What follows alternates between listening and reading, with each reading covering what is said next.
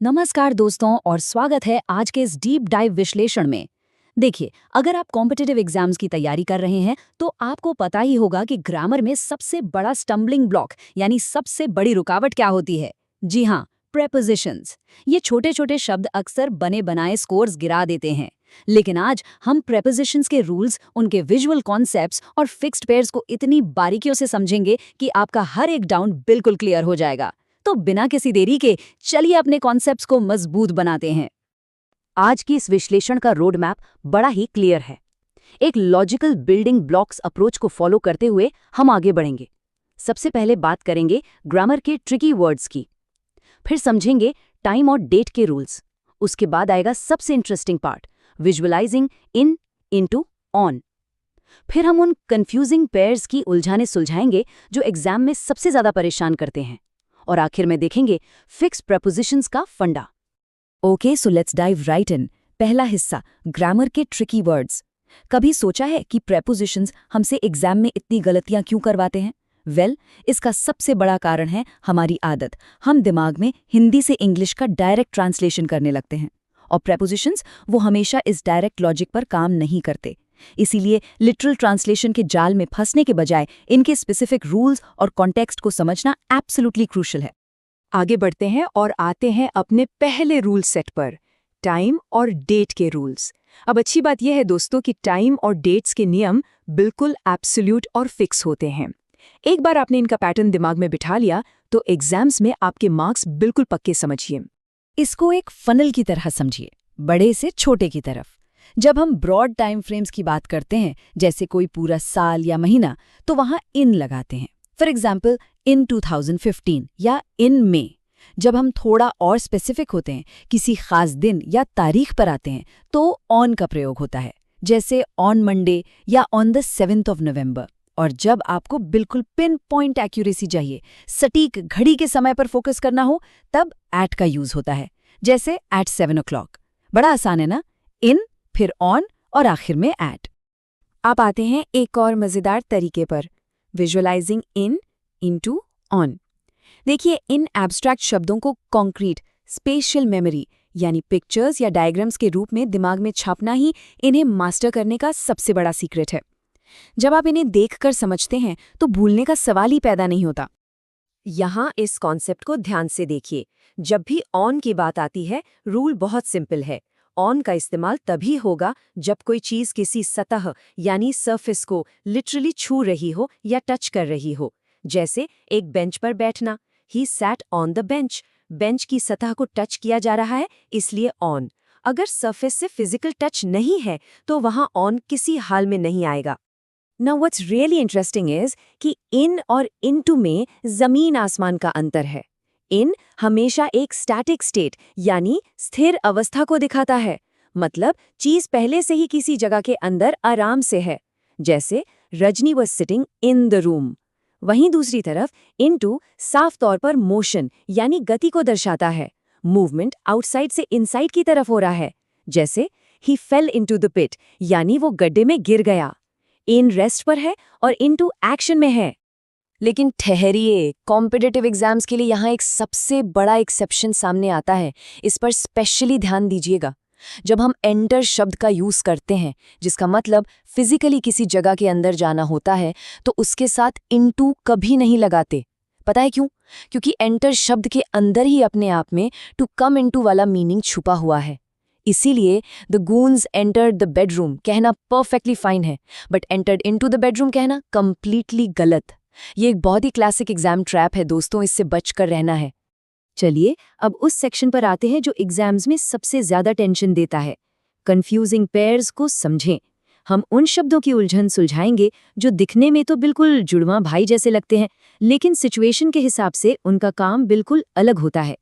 सबसे पहला मुकाबला बिटवीन वर्सेस अमंग। ये डिस्टिंक्शन बिल्कुल क्रिस्टल क्लियर होना चाहिए। बिटवीन तब लगता है जब हम स्ट्रिक्टली सिर्फ और सिर्फ दो लोगों या चीजों की बात कर रहे हों। There is no love lost between Rahul and Ramesh. Notice कीजिए, सिर्फ दो लोग। पर जैसे ही बात दो से ज्यादा की आती है, ग्रुप की आती है, तब एंट्री होती है अमंग की। जैसे मिठाइयाँ पूरे स्कूल के बच्चों में बांटना, distributed the sweets among the students. Two means between, more than two means among. अब आगे बढ़ने से पहले मैं आपसे एक बड़ा सिंपल सा सवाल पूछती हूँ। जब आपके सामने जिंदगी में परेशानियां आती हैं, प्रॉब्लम्स आती हैं, तो क्या आप उनके साथ डील इन करते हैं या डील विथ करते हैं? सोचिए जरा, एक प्रपोजिशन बदलने से पूरा का पूरा मीनिंग बदल जाएगा। और इसका सही जवाब छुपा है उस सेंटेंस के कॉन्टेक्स्ट में। अगर बात किसी व्यापार या बिजनेस की हो रही है तो वहां हमेशा डील इन का यूज करेंगे, जैसे ही डील्स इन गारमेंट्स। लेकिन जब आपको किसी समस्या, किसी प्रॉब्लम या इवन शरारती बच्चों का सामना करना हो, उनसे निपटना हो, तब वहां हमेशा डील विथ आता है। ही डेल्ट विथ प्रॉब्लम्स। बिजनेस है तो इन और निपटना है तो विथ। और दिस ब्रिलियंटली इलिस्ट्रेट्स हमारा एक और बहुत सिमिलर और कंफ्यूजिंग कॉन्सेप्ट, डिफर फ्रॉम और डिफर विद।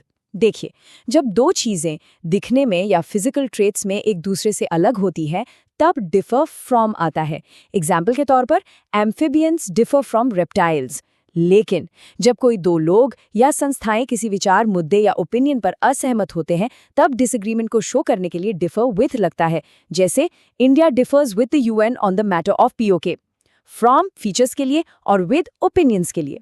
अब जगह यानी प्लेसेस के बारे में बहुत ही गजब का रूल देखते हैं। जब एक ही सेंटेंस में दो अलग अलग लोकेशंस का जिक्र होता है तो वहां नेस्टेड लोकेशन रूल काम आता है।